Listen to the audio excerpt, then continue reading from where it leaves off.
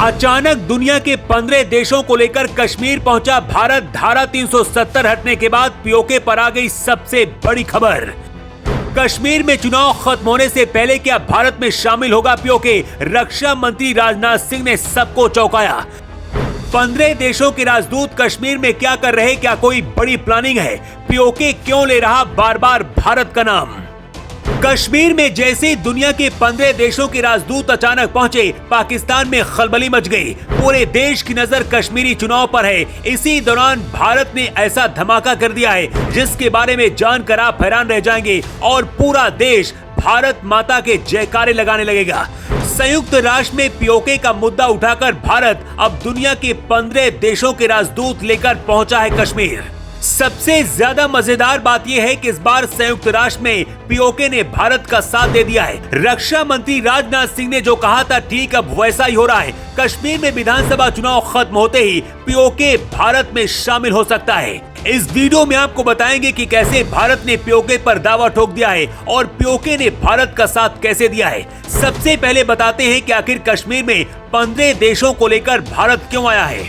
कश्मीर में हो रहे चुनाव दिखाने के लिए भारत 15 देशों को लेकर आया है। कश्मीर से धारा 370 हटाने के बाद कट्टरपंथी और भारत विरोधी छाती पीट पीट कर मानवाधिकार की दुहाई दे रहे थे, लेकिन भारत सरकार ने दुनिया के दुश्मन देशों के एजेंडे को बर्बाद कर दिया है।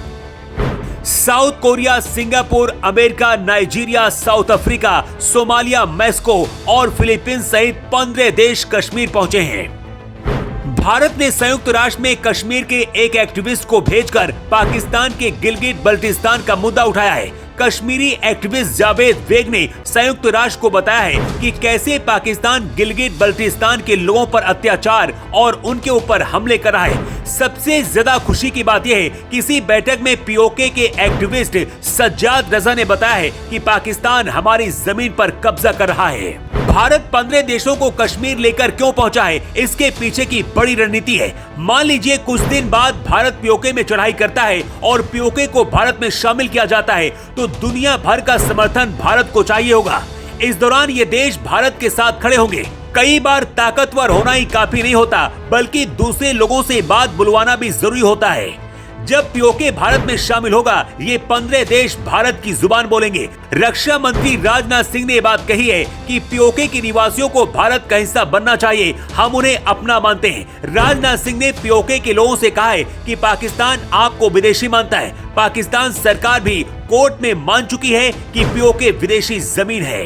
पाकिस्तान सरकार ने इस साल 31 मई को इस्लामाबाद हाई कोर्ट में कहा था कि पीओके विदेशी जमीन है। दरअसल कश्मीरी कवि और पत्रकार अहमद फरहाद शाह की किडनैपिंग के मामले को लेकर सुनवाई चल रही थी। इसी दौरान पाकिस्तान की अटॉर्नी जनरल ने कहा कि पाकिस्तान अधिकृत कश्मीर विदेशी जमीन है। पाकिस्तान के संविधान का आर्टिकल 1 कहता है कि पाकिस्तान में बलूचिस्तान, खैबर पख्तूनख्वा, पंजाब और सिंध प्रांत है। उनके संविधान में पीओके, जिसको वो आजाद कश्मीर कहता है, उसका कोई जिक्र नहीं है।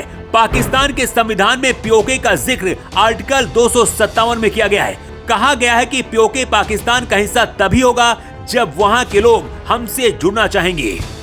सैन्य ऑपरेशन भी वो तरीका है जिससे भारत पीओके को वापस ले सकता है, लेकिन शायद ये आखिरी विकल्प होगा। इस वक्त जितनी तेजी से भारत के अंदर पीओके की बात होती है, उससे ज्यादा पीओके में भारत की बात होती है, क्योंकि पीओके के ज्यादातर लोग अपने आप को भारत से जोड़कर देखते हैं।